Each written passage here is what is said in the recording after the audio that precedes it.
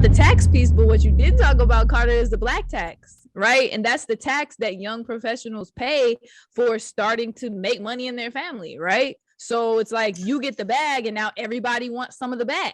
I never knew that was called the black tax. I am running with that. Yo, that's fire. If you're the only person that make money in your circle, everybody gonna be pulling for 1%. Right. Like next thing you know, you got 10%, Yes. 2% of your money away. Because not Yes. only do you have to like worry about having the money for your own future, then you got to have money to take care of like, the previous generation, right? So it's like your money is, spread thin because you got to take care of everybody. Now Grandma, also, mom, and yourself. now also, okay, first of all, that originated in Africa. That's why it's called the black tax. Just so y'all melanin folks know, okay? But even if you're not, like, that still affects everyone. But I think the biggest thing here to remember, honestly, is to extend grace, because if you've worked or you work in corporate America, then you know how melanated people are treated, how we are paid. So don't hold that against your parents. Like, I hear a lot of people who are like, oh, my parents didn't do this and didn't do that.